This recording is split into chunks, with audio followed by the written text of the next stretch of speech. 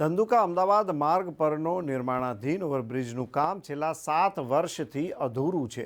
ગોકળ ગાય ગતિએ કામગીરી ચાલી રહી હોય વાહન ચાલકો ટ્રાફિક જામથી પરેશાન થયા છે। ધંધુકા અમદાવાદ માર્ગ પર આવેલ રેલવે ફાટક પરનો ઓવરબ્રિજ હજી પણ અધૂરો હોવાથી અને અધૂરામાં પૂરું રેલવે દ્વારા સાંકડું ફાટક બનાવાયું હોવાથી દરરોજ ટ્રાફિક જામ થાય છે।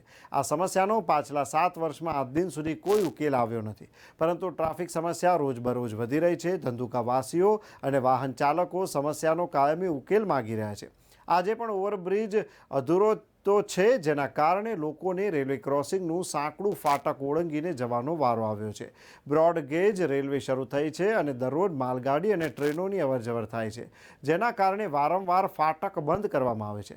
રોડની બંને તરફ વાહનોની લાંબી કતાર લાગે છે। ખાસ કરીને સવારે શાળાએ જતા વિદ્યાર્થીઓને ફાટક અને ટ્રાફિકની સમસ્યાને કારણે શાળાએ મોડું થાય છે।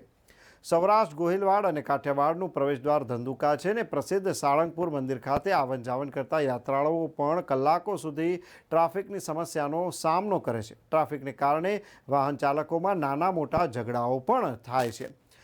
વાહન ચાલકો હવે આનો ઉકેલ માગી રહ્યા છે ને હાલ પાછલા થોડા દિવસથી કામ શરૂ કરવામાં આવ્યું છે, તે કામ પણ મંદ ગતિએ ચાલી રહ્યું છે।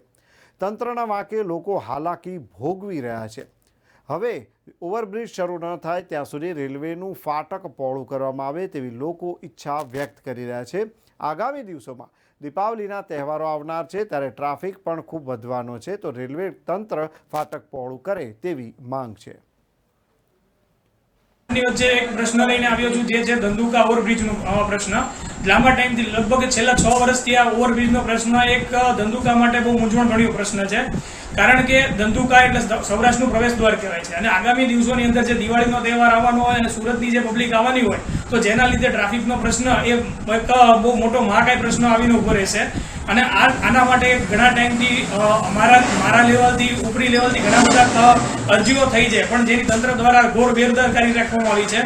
થોડા ટાઈમથી જે હમણાં બ્રિજનું કામ શરૂ કરવામાં આવ્યું છે, પણ આ કામ પણ એક ગોકળ ગાયની જેમ ચાલી રહ્યું છે।